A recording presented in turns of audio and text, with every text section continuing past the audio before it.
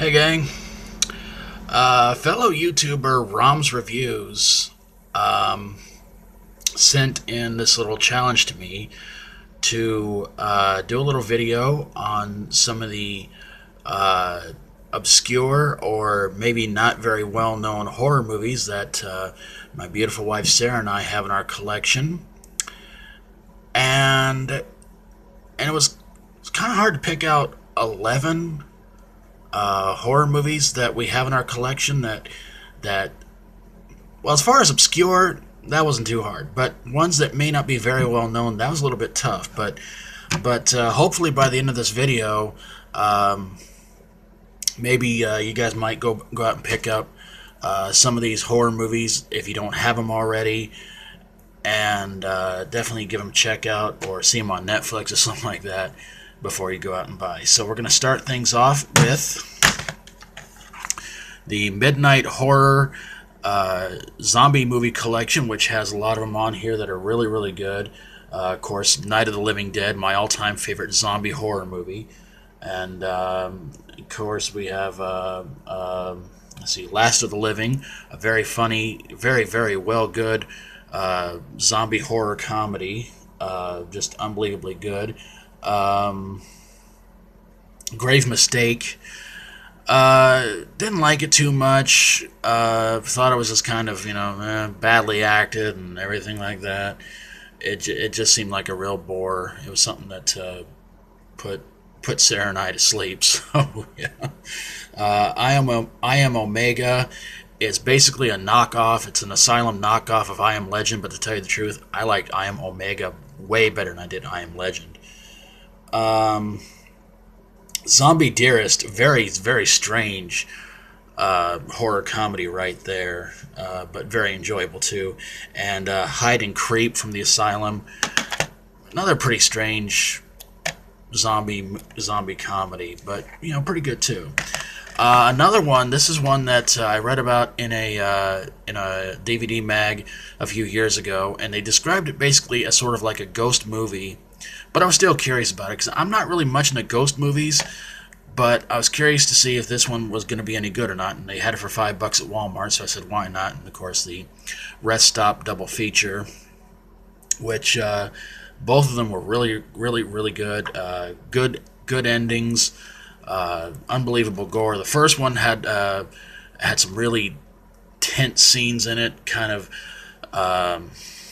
just really made me just kind of just cringe and everything like that. But the second one had some pretty good twists in it and a pretty good ending to it too. Of course, next is Ice Cream Man and Jack Frost 2. I reviewed Ice Cream Man on here before, and I talked about how I really didn't enjoy it. The gore effects were pretty good. But there were just way too many off-screen kills, which really kind of made it just a real drag. But Jack Frost 2, more insane, more hilarious, and even crazier than the first one. And they seem to really kind of up the budget pretty good on the gore effects and everything like that. Next up is Jack Brooks Monster Slayer, and this was a gift from some friends of mine a few years ago, and I really wanted it because Robert Englund is in it, and Robert Englund is just probably the best horror movie actor there ever was. Of course, there's probably going to be some arguments about that one, but it's my opinion. My beautiful wife Sarah didn't like this one too much, but I thought it was pretty good. And one movie I got to recommend that you guys should check out with Robert Englund in it. It's called Black Swarm. Excellent horror movie. It's about killer bees that turn people into zombies, but not the brain-eating kind. It's more like the brain-dead kind. So, yeah, there you go. Another one I got at Walmart. It was sort of a double-sided DVD 4-movie collection for $5. Couldn't pass it up. And unfortunately, there were only 3 movies on here I liked and one I couldn't stand. And we're talking about, of course, A Bothered Conscience, Butchered, Mother's Day Massacre, and Breadcrumbs. Bothered Conscience, kind of unusual and really, really strange. Here we go. My arm's getting kind of tired. A Bothered Conscience. Basically, the story is the back of it says 20 years after his father is murdered in a savage act of retribution, Lucas McGavin is left alone to preserve the twisted family legacy. See, that right there is really, honestly, it's a misguiding plot. His father really doesn't get killed until he's an adult, and the movie's supposed to take place in the 70s. People kind of dress more modern day for the 70s. So yeah. Butchered in a really excellent slasher movie. No unbelievably unusual kills in this one. It was really, really good. The end is predictable, but other than that, really, really good. Mother's Day Massacre, I reviewed it on here before. Hated this movie. Just thought it absolutely sucked.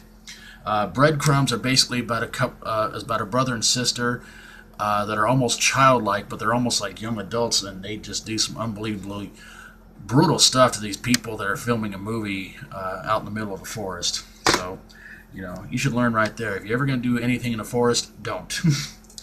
A set of movies that my beautiful wife Sarah and I had to get.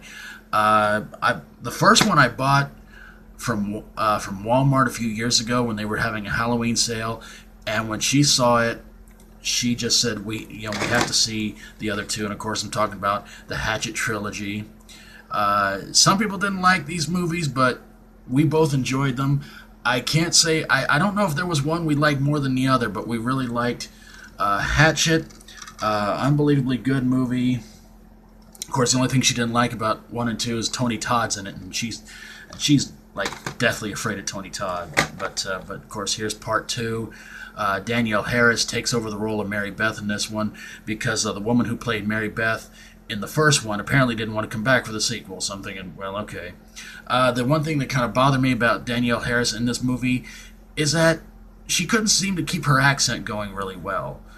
So, but other than that, she did really, really good. And of course, we have Hatchet 3, which wrapped up very, very nicely, and it was just an unbelievable, just as good as the first two.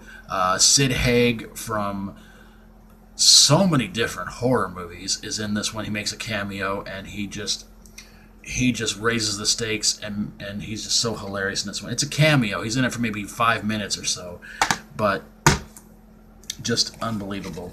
Another favorite zombie movie that I really, really enjoyed. Basically, call it Zombies on a Plane. It's Flight of the Living Dead: Outbreak on a Plane. A lot of the special effects this one were so-so, but not great. But the gore effects made up for it for an unbelievably awesome horror comedy. So it's definitely worth checking out. Jump scares were kind of predictable, but other than that, just a really, really good zombie movie. Another one Sarah didn't like too much that I thought was just unusually weird, very obscure and very strange. And I'm sure a lot of you guys have probably heard about this one, Black Sheep. Very strange, very unusual horror movie right there.